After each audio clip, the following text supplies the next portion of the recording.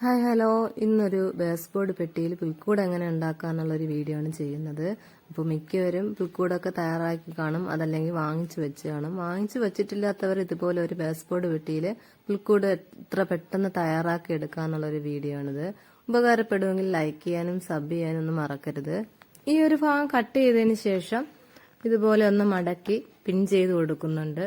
അത് ആ താഴത്തെ അടപ്പിന്റെ ആ ഒരു ഭാഗവും കൂടെ ചേർത്ത് വെച്ചാണ് പിൻ ചെയ്യുന്നത്. അപ്പോൾ പിൻ ചെയ്യുന്ന വീഡിയോ ഇല്ല, പിൻ ചെയ്തതിന് ശേഷമുള്ള വീഡിയോ ഉള്ളൂ. അപ്പോൾ ഇതിന്റെ മോൾ ഭാഗത്തായിട്ട് ഒരു വീടിന്റെ ഒരു മേൽക്കൂര കണക്കാണ് വരുന്നത്. മോൾ ഭാഗത്തായിട്ട് ഒരു കമ്പൊക്കെ വെച്ച് ഫിറ്റ് ചെയ്തിട്ടുണ്ട്. അതിനുശേഷം താഴെ കട്ട് ചെയ്യുകയാണ്. കട്ട് ചെയ്യുമ്പോൾ കുറച്ച് ഭാഗം വിട്ടിട്ട് വേണം കട്ട് ചെയ്യാൻ. അപ്പോൾ വീഡിയോ ശ്രദ്ധിച്ച് കാണുമ്പോൾ മനസ്സിലാവും. ഈ കട്ട് ചെയ്തതിന് ശേഷമുള്ള വീഡിയോ ആണ് ബാക്കിയുള്ളത്. കട്ട് ചെയ്യുമ്പോൾ ശ്രദ്ധിക്കേണ്ട കാര്യം, കുറച്ച് ബോർഡർ പോലെ വെച്ചതിന് ശേഷം വേണം കട്ട് ചെയ്തെടുക്കാൻ. വീഡിയോയിൽ കാണുമ്പോൾ തന്നെ മനസ്സിലാവും. അപ്പോൾ അതിന്റെ മറുവശവും കുറച്ചൊരു ഡിസൈനായിട്ടൊക്കെ കട്ട് ചെയ്ത് കൊടുക്കുന്നുണ്ട്. ഈ ഒരു രീതിയിലാണ് കട്ട് ചെയ്തെടുത്തത്.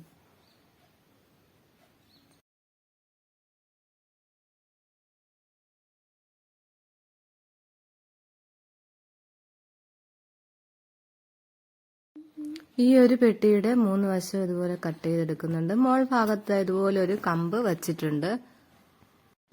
ഈ ഒരു കമ്പ് വെച്ച് കൊടുക്കുന്നത് കുറച്ചുകൂടെ ആ ഒരു ബോക്സിന് ബലം കിട്ടാൻ വേണ്ടിയാണ് കമ്പ് വെച്ച് കൊടുക്കുന്നത്. അതിനുശേഷം ഇതിന്റെ ഓരോ സൈഡിലായിട്ട് ഈ ഒരു പച്ച ടേപ്പാണ് ചുറ്റി കൊടുക്കുന്നത്. ഇതിന്റെ പേരെന്താണെന്നുള്ളത് കമന്റ് ചെയ്യാൻ മറക്കരുത്, അറിയാന്നുള്ളവർ. അതിനെ പിൻ ചെയ്ത് വെച്ചാണ് ആദ്യം തുടക്കം ചുറ്റിയെടുക്കുന്നത്. മോൾ ഭാഗത്തും പെട്ടിയുടെ ബാക്കിയുള്ള ഭാഗത്തൊക്കെ ഇതാണ് ചുറ്റിയെടുക്കുന്നത്.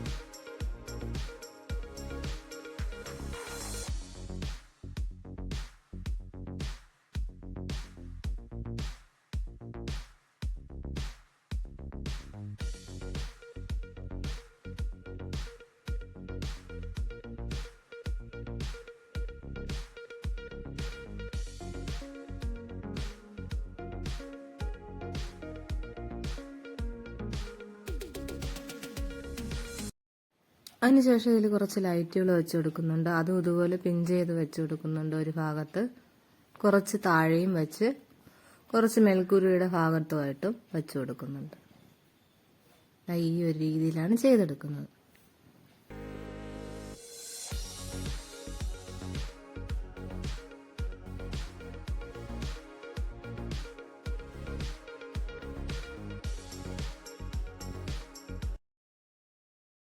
താഴത്തെ ഈ ഒരു ഭാഗത്തും കുറച്ച് ലൈറ്റ് വെച്ചതിന് ശേഷം അതിന്റെ മുകളിൽ ഈ ഒരു പച്ച ടേപ്പ് വെച്ച് കൊടുക്കുന്നുണ്ട്. അതിന്റെ മുകളിലായിട്ട് കുറച്ച് വൈക്കോല് വെച്ച് കൊടുത്തു. ബാക്കി നമ്മുടെ പ്രതിമയെല്ലാം ഇതിനകത്ത് സെറ്റ് ചെയ്ത് കൊടുക്കാം. ആദ്യം മാലാഖയാണ് മുകളിലേക്കായിട്ട് തൂക്കിയിടുന്നത്. അപ്പോൾ മാലാഖ കുറച്ചുകൂടെ ക്ലിയർ ആയിട്ട് കാണാനായിട്ട് മറുവശത്തേക്ക് അവസാനം തൂക്കി വെക്കുന്നുണ്ട്.